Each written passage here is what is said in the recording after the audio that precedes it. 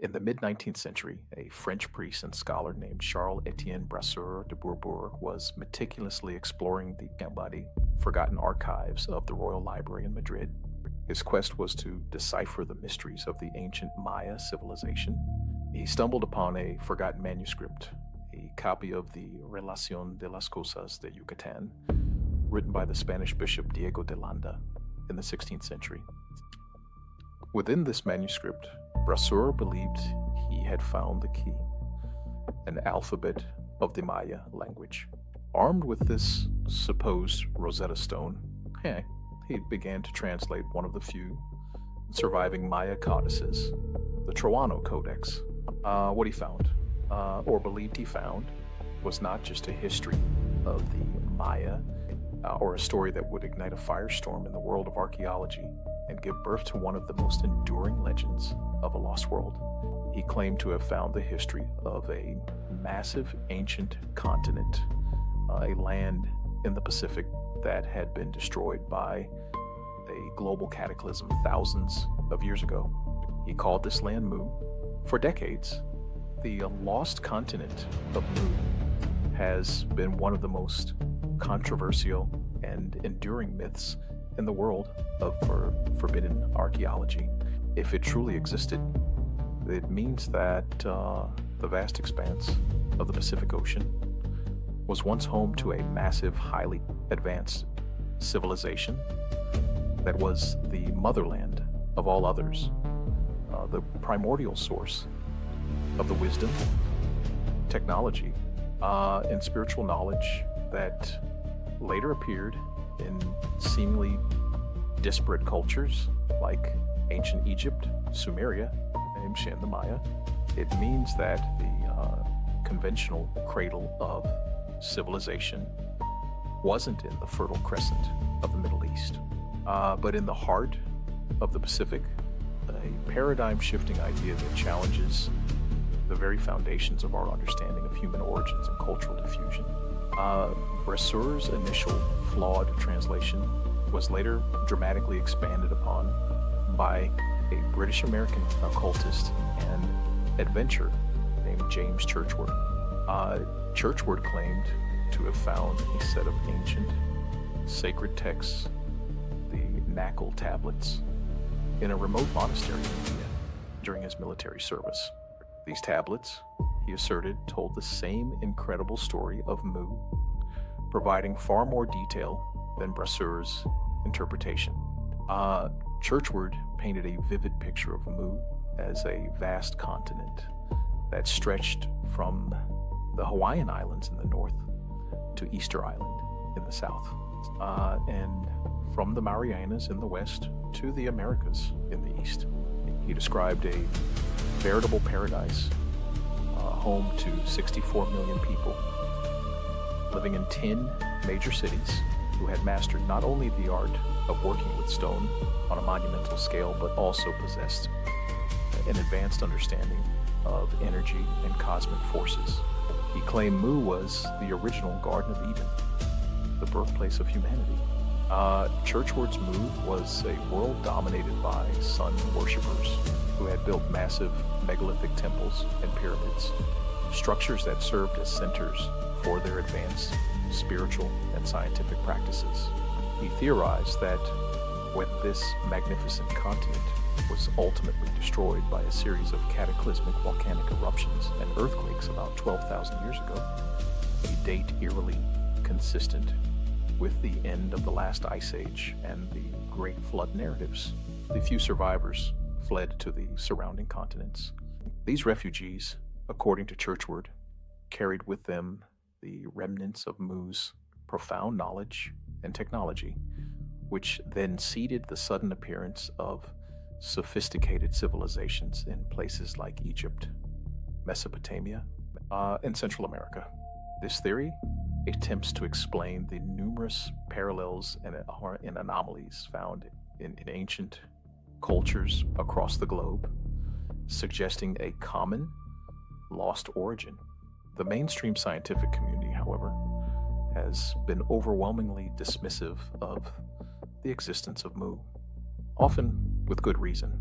Geologists argue that The ocean floor of the Pacific is composed of dense basaltic rock, which is fundamentally different from continental crust and too heavy to form a continent that could then sink.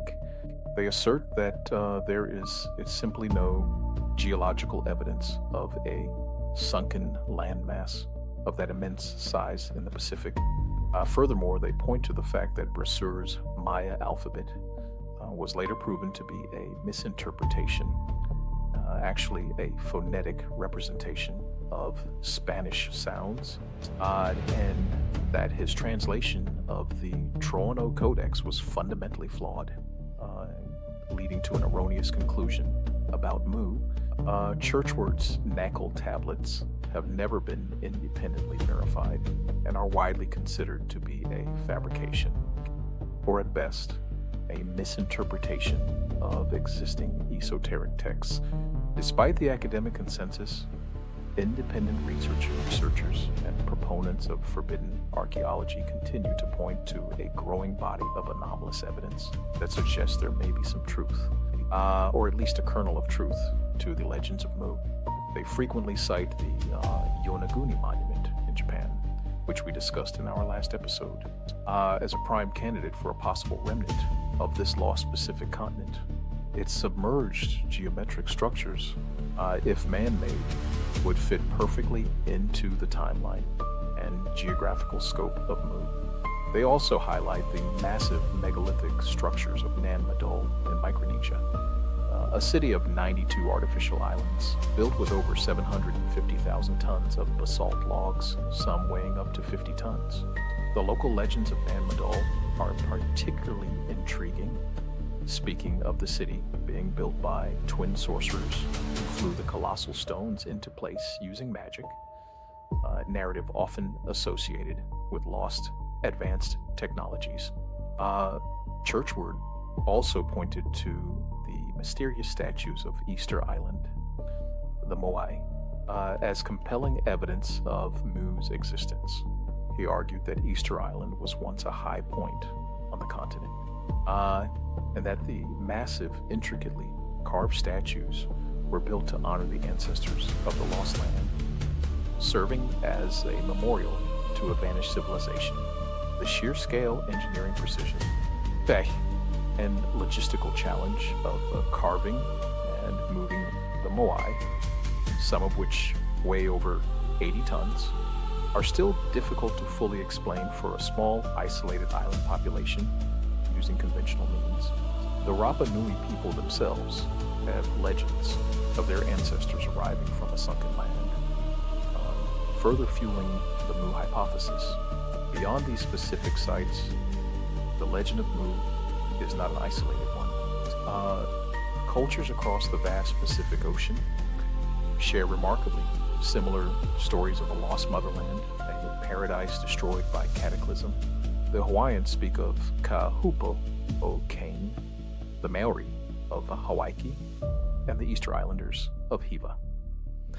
These stories are eerily consistent with the details of Mu, a fertile, advanced land destroyed by fire and water, with survivors fleeing to the east and west, carrying their traditions and knowledge with them.